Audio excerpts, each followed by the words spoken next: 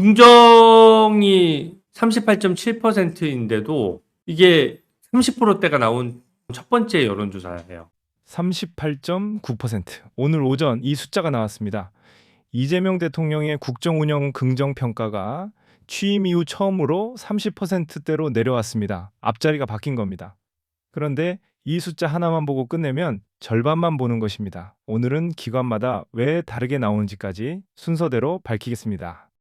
먼저 오늘 나온 조사부터 보겠습니다. 조원 C&I가 스트레이트 뉴스 의뢰로 지난 22일부터 24일까지 전국 2,001명에게 물었습니다. 긍정 38.9, 부정 57.9, 격차는 19.0%포인트. 직전 조사보다 긍정은 4.0%포인트 내려갔고 부정은 3.8 올라갔습니다. 취임 초 66.1에서 여기까지 왔습니다. 이재명 대통령의 국정 지지율이 취임 후 처음으로 30%대로 내려앉았습니다. 2030 세대가 먼저 등을 돌린 데 이어 핵심 지지층인 4050 세대마저 지지를 거두고 있습니다. 전 연령대에서 부정이 긍정 평가를 앞섰습니다.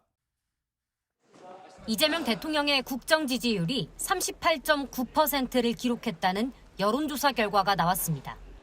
취임 후 처음으로 30%대로 내려앉은 겁니다. 부정평가는 57.9%였는데 특히 핵심 지지층으로 분류되는 4050 세대가 돌아섰습니다. 어디서 빠졌는지 보겠습니다. 서울 34.9, 부산, 울산, 경남 34.2, 대전, 세종, 충청 33.5, 호남을 제외한 대부분의 권역이 30%대입니다. 세대도 마찬가지입니다. 20대와 30대, 그리고 중도층이 먼저 등을 돌린 데 이어 핵심 지지층으로 분류되던 40대와 50대에서도 부정평가가 앞섰습니다. 특정 계층의 이탈이 아니라 전선이 무너진 모양입니다. 이 숫자를 국회와 방송에서는 어떻게 읽고 있는지 직접 들어보시겠습니다. 25대 35, 이 10의 격차는 뭘까? 전문가들은 표본 구성부터 다르다고 설명합니다. 사람의 설득과 호응이 수반되는 전화면접은 중도 성향, 부동층까지 응답할 가능성이 크단 건데 실제 응답률도 두 자릿수를 기록하고 있습니다. ARS는 꼭 답하겠다는 의지가 강한 적극 지지층이 아니면 전화를 끊는 경우가 많아 응답률이 상대적으로 낮습니다. 여기서 반드시 짚어야 할 것이 있습니다. 기관마다 숫자가 다릅니다. 어제 발표된 에브리 리서치 조사에서는 긍정 38.7, 부정 58.8이었습니다. 사실 30%대를 먼저 기록한 것은 이쪽입니다. 그런데 두 조사에는 공통점이 있습니다. 둘 다 ARS, 자동응답 방식입니다. 면접원이 직접 통화하는 전화면접 조사에서는 아직 40%대 중반을 유지하고 있습니다. 그러니까 정확히 말하면 앞자리가 바뀐 것은 ARS 조사에서입니다. 이 구분을 빼고 말하면 그것도 정직한 보도가 아닙니다. 특히 40대는 지난 7월 말까지도 긍정 51.4%로 부정평가를 앞섰지만 이달 초부터 등을 돌려 직전 조사에 이어 부정평가가 앞섰습니다. 그나마 버텼던 50대마저 긍정평가가 53.3%에서 40.9%로 12.4%포인트 급락하며 부정이 우세했습니다. 4050보다 먼저 등을 돌린 2030 청년층에선 부정평가가 긍정보다 2배 가까이 높았습니다. 취임 초 2030 지지율이 50%대였던 것과 비교하면 심각한 수준입니다. 정당 지지도는 더 복잡합니다. 같은 조원조사에서 민주당 43.9, 국민의힘 37.3으로 민주당이 여전히 앞섰습니다. 그런데 어제 에브리 리서치에서는 민주당 31.7, 국민의힘 36.6으로 순서가 뒤집혔습니다. 대통령 지지율은 두 조사가 비슷한데 정당 지지도는 정반대입니다. 그래서 한 조사만 들고 결론을 내면 안 되는 것입니다. 여당 내부에서는 이미 다른 기류가 감지됩니다.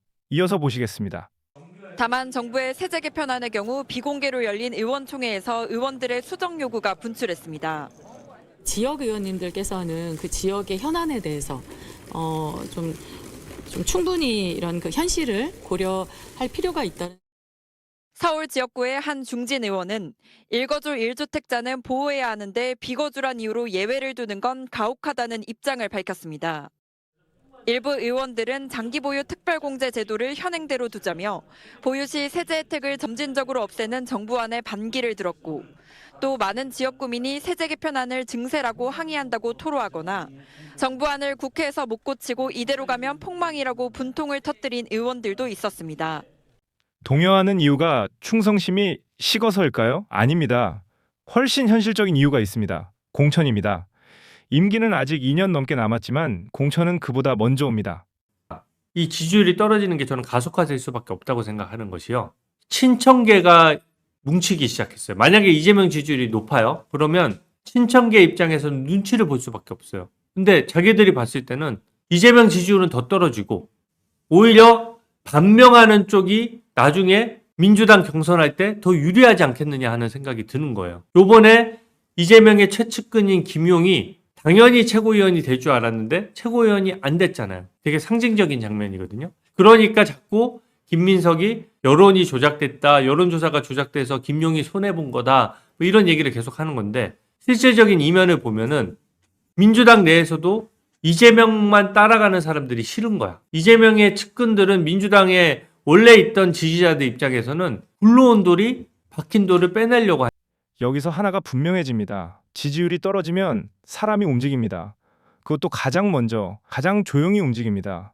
누가 먼저 움직였는지 그 첫 장면을 보시겠습니다. 하니까 싫은 거예요. 그러니까 이재명 지지율이 높을 때는 혹시 정청래를 비롯해서 정청래에 관련된 사람들이 공천을 못 받을까 봐 오히려 눈치를 보면서 거기 바짝 엎드리게 돼 있는데 지금은 고개를 빳빳이 들고 싸워야 그리고 이재명 지지율이 더 떨어져야 자기들 공천권이 더 보장되는 그러니까 특수한 상황이 된 거예요. 그래서 저는 지지율이 더 떨어지는 게 가속화될 수밖에 없다는 거거든요.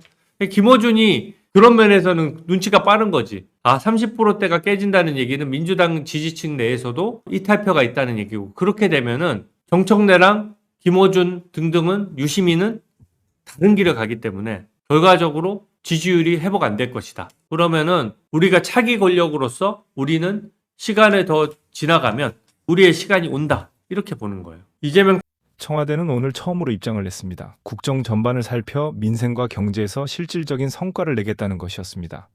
여론조사 결과를 직접 반박하지는 않았습니다.